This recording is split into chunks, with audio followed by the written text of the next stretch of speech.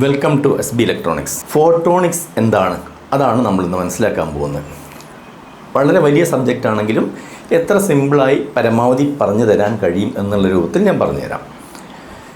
Photonics എന്താണെന്ന് പഠിക്കണമെങ്കിൽ ആദ്യം ഇലക്ട്രോണിക്സ് എന്താണെന്ന് പഠിക്കണം.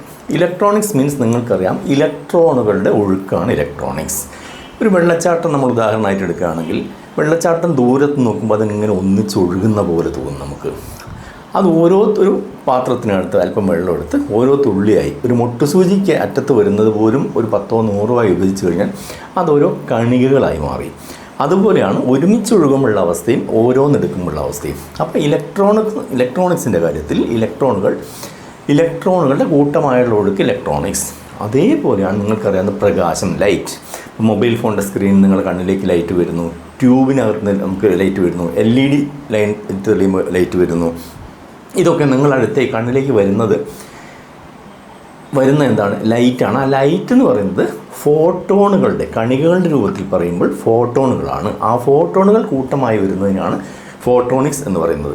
അപ്പോൾ ഇലക്ട്രോണിക്സും ഫോട്ടോണിക്സും തമ്മിലുള്ള വ്യത്യാസം എന്താണ് മെയിൻ ചോദിച്ചു കഴിഞ്ഞാൽ, ഇലക്ട്രോണിക്സിന് ഒരുപാട് പരിമിതികളുണ്ട് പ്രവർത്തനത്തിൽ.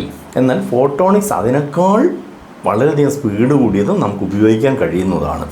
അതുകൊണ്ടാണ് ഇനി വരുന്ന കാലഘട്ടം എന്ന് പറഞ്ഞാൽ ഫോട്ടോണിക്സിൻ്റെ കാലഘട്ടമായിരിക്കും. ഇനി വളരെ ചെറിയൊരു ഉദാഹരണം എടുത്തു കഴിഞ്ഞാൽ, റോഡുകളിലൂടെ ഒരു ഹൈവേയിൽ നിറയെ വാഹനങ്ങൾ ഓടുന്നു. അതിൽ ഓരോ വാഹനങ്ങളും നിങ്ങൾ ഓരോ ഇലക്ട്രോണുകളായിട്ട് കണക്കാക്കുകയാണെങ്കിൽ അതിന് പരിമിതികളുണ്ട്. എത്ര സ്പീഡ് എത്ര കൂടിയാലും ഒരു ലിമിറ്റുണ്ട്, അതിനപ്പുറത്തേക്ക് പോകാൻ കഴിയില്ല. മറിച്ച് അതാണ് ഇലക്ട്രോണിക്സ് എന്ന് പറയുന്നത്. വാഹനങ്ങളുടെ ഒഴുക്ക് നമുക്ക് കറണ്ട് ഫ്ലോ എന്ന് പറയാം. നേരെ ഫ്ലൈറ്റ് അല്ലെങ്കിൽ വിമാനം എടുത്ത് നോക്കിക്കോളൂ, ആകാശത്തേക്ക് ഉയർന്നു കഴിഞ്ഞാൽ അതിന് സ്പീഡിന് പരിധിയില്ല. റൈറ്റും ലെഫ്റ്റും ഒന്നും നോക്കണ്ട, 1000 കിലോമീറ്ററോ 2000 കിലോമീറ്ററോ എത്രയാണോ അതിന് അവൈലബിൾ, ആ സ്പീഡിൽ മുഴുവൻ അതിവേഗതയിൽ സഞ്ചരിക്കാൻ കഴിയും. അതുപോലെ പ്രകാശത്തിൻ്റെ സ്പീഡ് എന്ന് പറയുന്നത് ഒരു സെക്കൻഡിൽ 3 ലക്ഷം കിലോമീറ്ററാണ് വരുന്നത്. 3 ലക്ഷം കിലോമീറ്റർ എന്ന് പറഞ്ഞാൽ ഏതാണ്ട് നമ്മുടെ ഭൂമിയുടെ ചുറ്റളവ് എന്ന് പറയുന്നത് 40,000 കിലോമീറ്ററാണ്. അപ്പോൾ അതിന് സംതിങ് കൃത്യമായി വേണമെങ്കിൽ നിങ്ങൾക്ക് ഗൂഗിൾ സെർച്ച് ചെയ്താൽ കണ്ടുപിടിക്കാം. ഒരു ഏകദേശം കണക്ക് പറയുകയാണെങ്കിൽ പ്രകാശത്തിൻ്റെ സ്പീഡിന് ഒരു സെക്കൻഡിൽ 7.5 പ്രാവശ്യം അല്ലെങ്കിൽ 7.5 അത്രയും പ്രാവശ്യം ഭൂമിയെ വലം വയ്ക്കാൻ സാധിക്കും എന്നുള്ളതാണ്. അപ്പോൾ അതിൻ്റെ വേഗത നിങ്ങൾക്ക് ഊഹിക്കാം. ഇതുപയോഗിച്ച് എന്തൊക്കെ പ്രവർത്തിക്കുന്നുണ്ട് ഇന്നത്തെ കാലഘട്ടത്തിൽ എന്ന് ചോദിച്ചു കഴിഞ്ഞാൽ, ഏറ്റവും വലിയ ഉദാഹരണമാണ് ഫൈബർ ഒപ്റ്റിക്കൽസ്. അത് വന്നതിന് ശേഷമാണല്ലോ നമ്മൾ ഇൻ്റർനെറ്റൊക്കെ വളരെയധികം സ്പീഡ് കൂടിയത്. അവിടെ ഇലക്ട്രോണിക്സ് എന്ന് പറയുന്നത് ബോക്സിനകത്തേ ഉള്ളൂ. അവിടെ കൺവേർഷൻ ലേസർ എന്ന് പറയുന്നത് ഇതിൻ്റെ ഹാർട്ടാണ്. ലേസറാക്കി മാറ്റിയതിന് ശേഷം അതിവേഗതയിലാണ് കേബിളിലൂടെ സഞ്ചരിക്കുന്നത്. അപ്പോൾ വേഗത നിങ്ങൾക്ക് ഏകദേശം ഊഹിച്ചാൽ മനസ്സിലാവും. ഇതിനെ അങ്ങോട്ടും ഇങ്ങോട്ടൊക്കെ തിരിക്കണം, വളയ്ക്കണം, ഇങ്ങനെയൊക്കെ സിറ്റുവേഷൻ വരികയാണെങ്കിൽ അതിന് ഉപയോഗിക്കുന്നതാണ് ലേസർ ലൈറ്റ് ടെക്നോളജിയിൽ പ്രിസങ്ങളും ഗ്ലാസ്സുകളും. അതുമാത്രമാണ് അത് വെച്ച് റിഫ്ലക്റ്റ് ഇതെങ്ങനെ വർക്ക് ചെയ്യുന്നു. പ്രിസങ്ങളും ഗ്ലാസ്സും ഒക്കെ വെച്ച് ചെയ്യുന്നതും, അതുപോലെ വലിയ വലിയ സെർവർ യൂണിറ്റുകളിൽ ഇപ്പോൾ ഇലക്ട്രിക്കൽ കേബിളിന് പകരം ഈ ഗ്ലാസ് ട്യൂബ്സാണ് യൂസ് ചെയ്യുന്നത്. അതെങ്ങനെയാണെന്നുള്ളത് കൊച്ചു അനിമേറ്റഡ് വീഡിയോയിലൂടെ ഞാൻ കാണിച്ചു തരാം. ഇനി മറ്റൊരു പ്രധാനപ്പെട്ട വ്യത്യാസം എന്ന് പറഞ്ഞു കഴിഞ്ഞാൽ, ഈ ഇലക്ട്രോണുകൾ ഒഴുകാൻ കോപ്പർ വയർ അല്ലെങ്കിൽ കണ്ടക്ടേഴ്സ് വേണം. അപ്പോൾ അമിതമായ ചൂടിൽ ഒഴുകുന്ന സമയത്ത് ഹീറ്റ് എനർജി ആയിട്ട് ഒരുപാട് ലോസ് സംഭവിക്കും. സ്പീഡ് കുറവാണ് കമ്പയർ ടു ഫോട്ടോണിക്സിന് ലൈറ്റ് ഒഴുകുന്ന സമയത്ത് അതിന് ഹീറ്റ് ലോസ് ഇല്ല, അപാര വേഗതയായിരിക്കും. അപ്പോൾ ആദ്യ കാലഘട്ടങ്ങളിലൊക്കെ ഇപ്പോൾ നടന്നുകൊണ്ടിരിക്കുന്നത് ഒരു 50% ഫോട്ടോണിക്സും 50% ഇലക്ട്രോണിക്സുമാണ്. റാം, മെമ്മറി ഇങ്ങനെയുള്ള സേവിങ് പർപ്പസിനൊക്കെ എപ്പോഴും ഇലക്ട്രോണിക്സ് വേണ്ടി വരും. ബാക്കി ഏതൊക്കെ ഭാഗത്ത് അപ്ലൈ ചെയ്യാൻ പറ്റുമോ അവിടെയൊക്കെ ഫോട്ടോണിക്സും വരും. അങ്ങനൊരു റിസർച്ചാണ് ഇപ്പോൾ നടന്നുകൊണ്ടിരിക്കുന്നത്.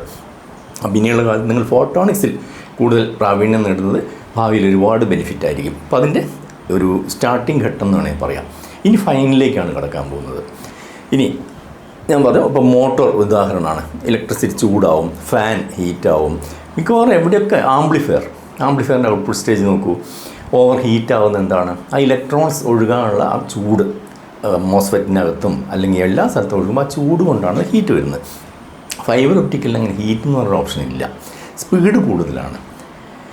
ഇപ്പോൾ നിങ്ങൾക്ക് മനസ്സിലായി 4G 5G എന്നുള്ളത് കുറച്ചുകൂടി കഴിയുമ്പോൾ ഇപ്പോൾ 100G അല്ലെങ്കിൽ 200G ആ റേഞ്ചിലേക്കാണ് പോകാൻ പോകുന്നത്. നമുക്ക് ചിന്തിക്കാൻ കഴിയുന്നതിനപ്പുറമുള്ളൊരു വേഗതയിലേക്കാണ് പോയിക്കൊണ്ടിരിക്കുന്നത്. അതാണ് ഫോട്ടോണിക്സ്. ഇനി വരുന്ന യുഗം ഫോട്ടോണിക്സ് ആണ്. ഫോട്ടോണുകൾ ഉപയോഗിച്ച് ഒഴുകുന്നതിനാണ് ഫോട്ടോണിക്സ് എന്ന് വിളിക്കുന്നത്. ഇലക്ട്രോണുകൾ ഉപയോഗിച്ച് ഒഴുകുന്ന കറണ്ട് ഇലക്ട്രോണിക്സ് എന്ന് വിളിക്കുന്നത് നിങ്ങൾ മനസ്സിലാക്കി കഴിഞ്ഞു. ഇനി കുറച്ച് എക്സാമ്പിൾസ് കൂടി തന്നു കഴിഞ്ഞാൽ നിങ്ങൾക്ക് ഏകദേശം ഇതിൻ്റെ ഒരു ജനറൽ ഐഡിയ കിട്ടിയെന്ന് വിചാരിക്കുന്നു.